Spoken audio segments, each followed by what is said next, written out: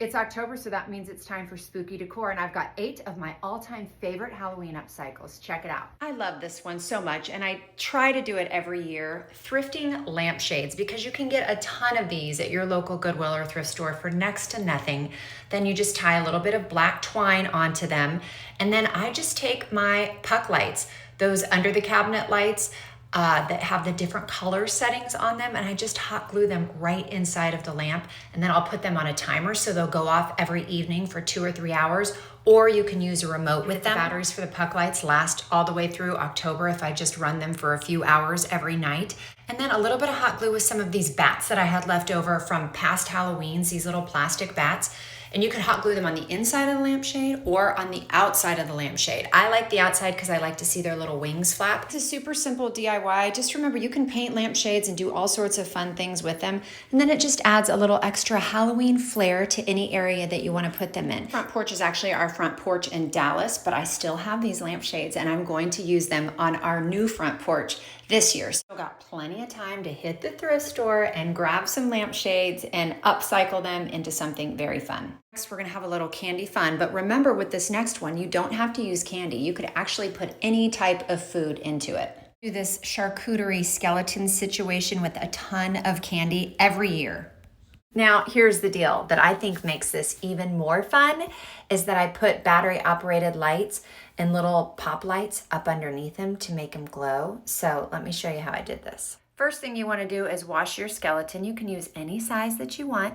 And then you want to put down something fun underneath, whether it be a table runner. I use this cool evil eye rug, and you can really accessorize them however you want. I just grabbed some things from the kitchen, like a martini glass that I could put some candy in.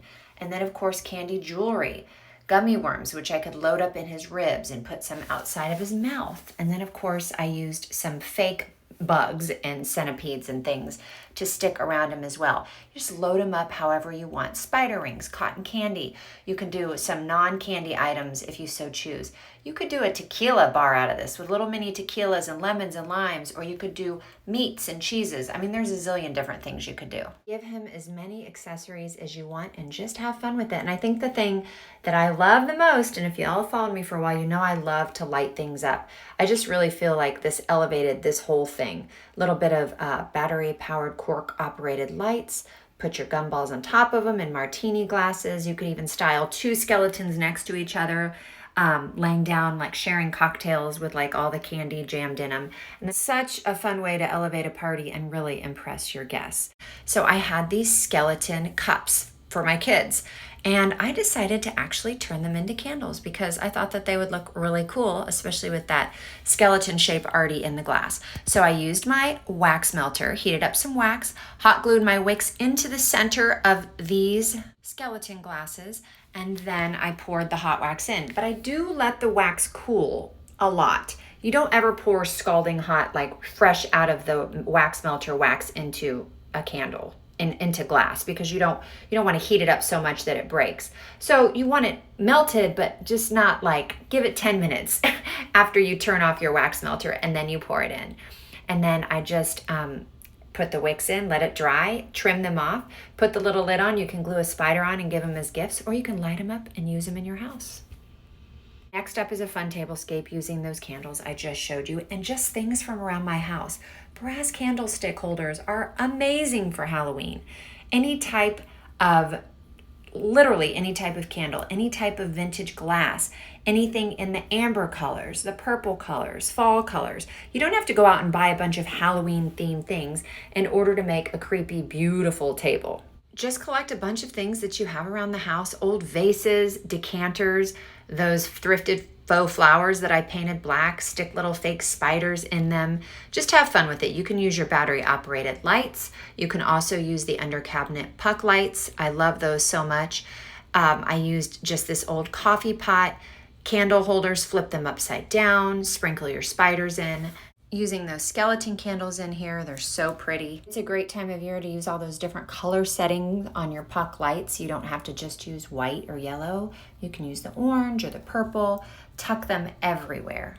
I do this every year and I absolutely love it. Just collect those things from around your house and create a beautiful table situation. Don't forget, you can throw in existing Halloween decor that you have. These big hairy spiders work perfectly on this table, and I absolutely love it. Okay, next up, those plastic skeleton heads. Did you know if you cut one of those open, you can tuck a soap bottle into the back of it and create your own little spooky hand washing situation? That's always a fun one for the kids. This is an upcycle I did a couple of years ago. This was a orange fan we had in our boys' room, and the engine burned out. So I didn't want to just throw it away. It's such a great fun color, so I decided to take it apart. Took the top blade off, which I actually used for another upcycle, took the blades out, and then just kind of cleaned it up.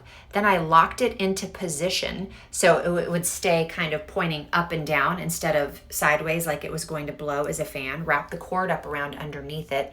Then I took some duct tape and just laid it out on the table and used that to make a big sheet to cut out a pumpkin face and just a couple of triangles and a spooky mouth, and then just use that to tape directly onto the fan piece. Did a fun mouth and the eyes, and then when I was all done with that, that's it.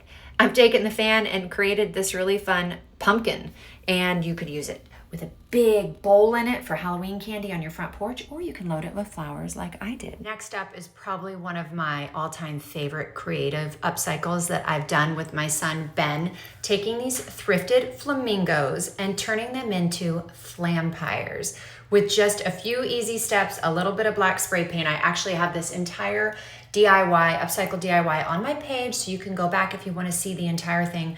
But these are so fun and they look so darling on the porch, and a great way to use those old flamingos. Last but not least, don't forget that you can bring that outdoor lighting inside. This year I'm doing my entire house lit from the inside instead of the outside. I will share much more on this very soon. Happy upcycling.